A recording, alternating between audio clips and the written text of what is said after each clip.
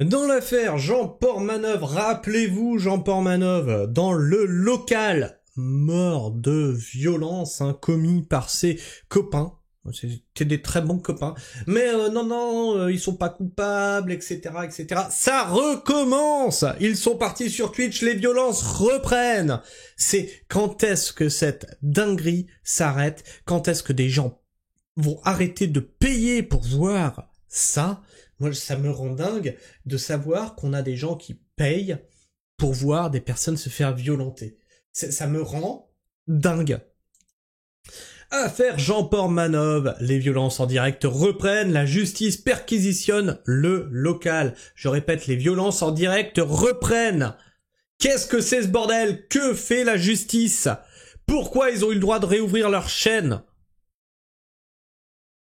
Selon des informations de Mediapart que BFM TV est en mesure de confirmer, le parquet de Nice a ouvert une nouvelle enquête en flagrance 1 mois après la relance du local. Cette chaîne diffusée en streaming où Jean Portmanov avait trouvé la mort.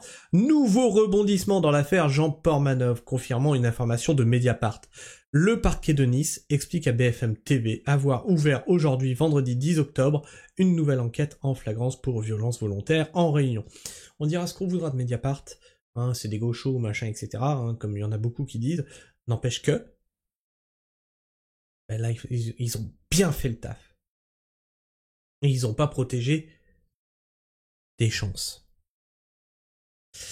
Et diffusion d'images d'atteinte à la personne, cette décision intervient après la reprise des lives par une partie de la même équipe de streamers niçois. Parmi eux, le frère de Naruto, Gwen C.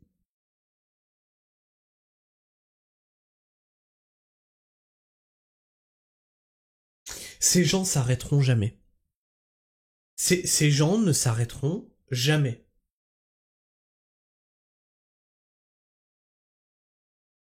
Juste de la violence. Selon nos informations, leur studio, baptisé Le Local, a été perquisitionné par la police judiciaire de Nice. Leur matériel informatique a été saisi depuis quelques jours. Gwen C et 2 autres acolytes avaient recommencé à diffuser des scènes de violence, toujours avec la même formule, mais en utilisant cette fois une autre plateforme. Twitch. Comment Twitch a pu laisser passer ça? Comment Twitch a pu laisser passer ce genre de truc? Ça me rend fou. Ça va être un live sans caméra, juste de la violence, annonce...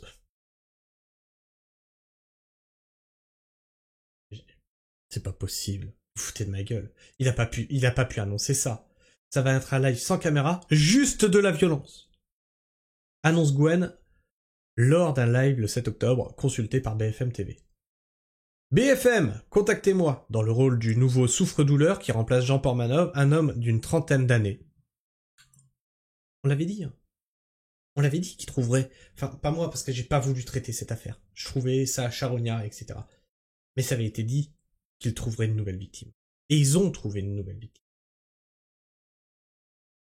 D'une 30aine d'années. On le voit se mettre à genoux et quémander de manière surjouée, de l'épargner. Pour éviter la censure de Twitch, voici comment il procède. Avant de lui infliger des coups, il coupe l'image de la caméra. Ne reste alors que le son des coups.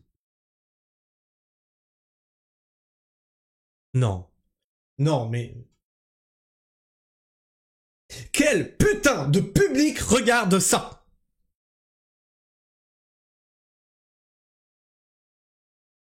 Dans un extrait visionné par Mediapart, on entend l'une des jeunes femmes crier « BFM, contactez-moi s'il vous plaît » après que l'un des streamers ait révélé qu'elle s'était prise des grosses baffes.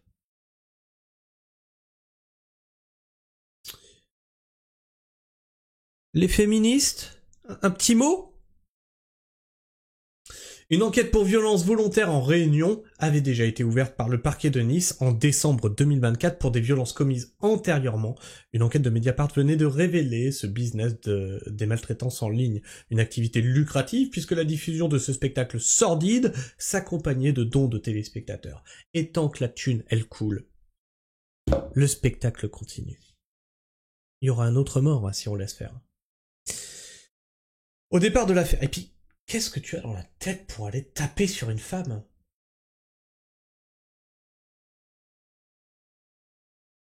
Au départ de l'affaire, pour mémoire, Jean Portmanov est mort au bout de 300 heures de direct. 300 heures.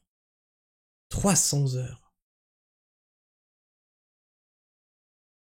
Plus de 10 jours de direct.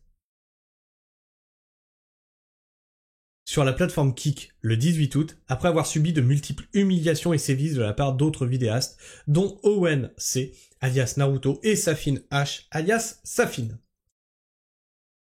Une enquête en recherche des causes de la mort avait été ouverte, celle-ci est toujours en cours. La chaîne Kick de Jean Portmanov, de son vrai nom Raphaël Graven, où les brimades et sévices faisaient office de véritable ligne éditoriale, et ce depuis des mois, avait été banni dans la foulée. Le projet, lui, avait été arrêté peu après ses funérailles, avant de ressusciter. Oui, soi-disant, il faisait « Oui, on a perdu un ami, on va payer les parents pour qu'ils disent que c'est pas de notre faute. » Et... oh, ça recommence, dis donc, comme c'est bizarre!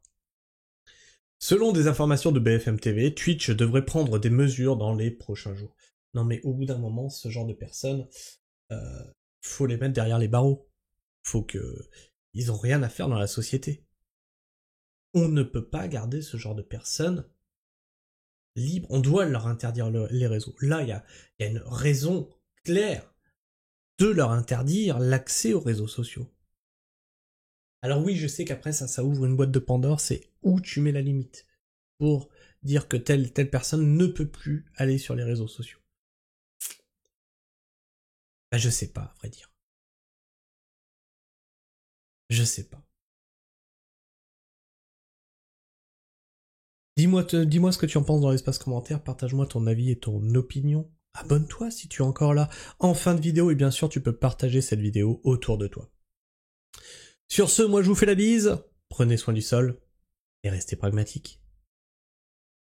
Ciao.